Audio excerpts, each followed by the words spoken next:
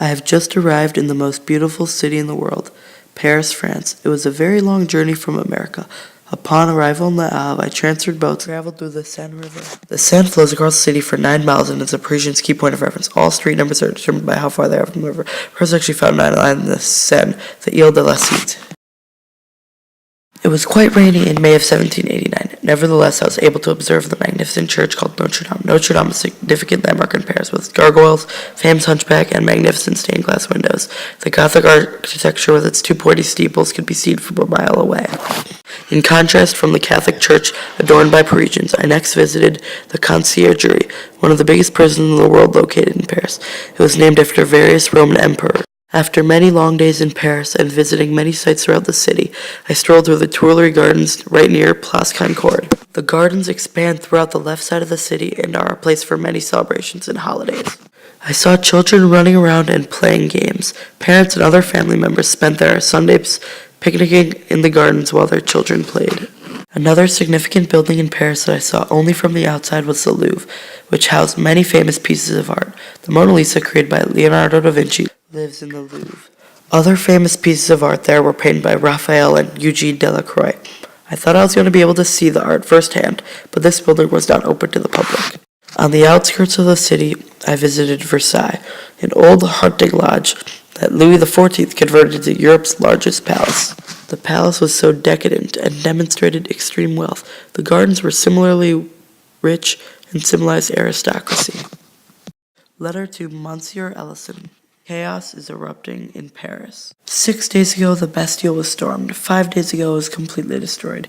Everything has changed since I arrived here 2 months ago. Tension has been rising between Louis and the Third Estate. More people are starting to believe that these events are leading towards a revolution. I'm just shocked at how bad the streets are. I see people overcrowding the streets, and the smell was unbearable. People just stack their trash on the street like it is someone else's problems. The food has been amazing. I'm treated like a noble. I was fed deep sea oysters, iced cheese, and many other amazing foods. To my amazement, I was given the food first, but I am shocked at how the poor are treated. They have to eat oats and sometimes eggs if they are lucky. I am fortunate enough to stay in an apartment with a religious leader. He is the Archbishop and attends work at Notre Dame. About 2 weeks ago, there was a major rainstorm. My servant's brother's house was demolished. His house was very small and made out of twigs.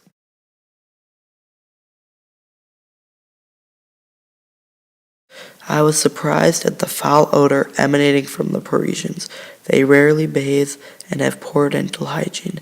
My servant's brother would be lucky to shower once in 5 years. It was easy to overlook the disgusting smells of the Parisians because the wealthy individuals had a magnificent sense of fashion. The women were dressed in rich velvet and satin robes. The men also enjoyed dressing in heavy velvet coats. 2 days ago, I made a trip down to Versailles. I met with the Archbishop to discuss the conflict of the rising Third Estate. In France, an estate system is in place. The First Estate members are religious leaders. They pay slim to no taxes, and they have a voice in government. They also get many privileges not offered to the other estates. Similarly to the First Estate, the Second Estate members pay no taxes and have a voice in government. They are nobles and have a lot of privileges. The First and Second Estates make up about 5% of the population. The Third Estate consists of everyone else. Third Estate members are doctors, lawyers, peasants, unskilled workers, merchants, and everyone else. The Third Estate has no say in government and no privileges. They want to have a voice and be heard in government. When the Third Estate tries to pass laws, the First and Second Estates veto those laws, making it impossible for the Third Estate to make or influence any laws. As I said earlier, 6 days ago, the storming of the Bastille really illuminated the idea that the Third Estate may become equal to other states. During my free time, I asked the Archbishop to teach me any games he played with his clergy. He took out a deck of cards and taught me a cool game called Ombre. He also told me about a game called Cavagnol.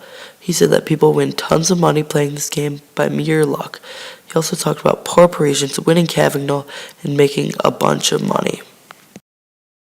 The Archbishop also explained to me the poor health system here. He mentioned how people have to think more scientifically in these days. He said religion and being left alone is not proper treatment. He once had a fever, and the doctor told him he was going to surgically remove part of his heart to cool him down. He told the doctor, "That's why you're in the Third Estate." He then ran away. He later told me that his brother his brother was feeling ill and he vomited. The doctors said that vomiting was a good thing. Sadly, his brother became more ill and later died. Basically, French doctors believed that everything had to be balanced. We continued to talk about the poor healthcare system. Fearing I would become ill, I went back to my place via a horse and carriage. Everything was rough, but I will be fine. See you soon, Grayson G. August 18th, 1789. Tension has been rising between the estates. Revolution has not only become an idea, but it has become a reality. Louis XVI should watch out because the people I saw on the street aren't happy. Members of the Third Estate have been rioting ever since I've been in Paris, but specifically in the last 3 weeks, Third Estate members have become increasingly violent. Third Estate members are starting to realize the power of protesting, specifically violent protests. It seems as if progress has been made. First and Second Estate members are terrified that all their power, wealth, and privileges will be stripped from them due to the revolution. There is tremendous movement towards abolishing the feudal system and the old rules, taxes, and privileges left over from the age of feudalism. Personal servitude and the many privileges of the nobility were suppressed. The tithes of the clergy were abolished. France abolished game laws, seigneurial courts, the purchase and sale of posts in the magistracy, favoritism and taxation of surplus money, first fruits, pluralities, and unmerited pensions. Lots of changes are about to occur in France. Hopefully the changes will be for the good of the country. October 4th, 1789. Since I have been in France, I have learned a lot of things about government and just about people in general. First off, never mistreat the poor, always think of the poor as equals. Also, I love Paris, but it smells so bad, so I don't know if I like it as much. Although times are tough in Paris and all of France, they should know to always stick together as a country because it's one of the world powers. Even though Louis and his regime have not really worked out too well, they should always stick together and continue being a country. I know revolution is tough, but I'm sure that Parisians can get through it.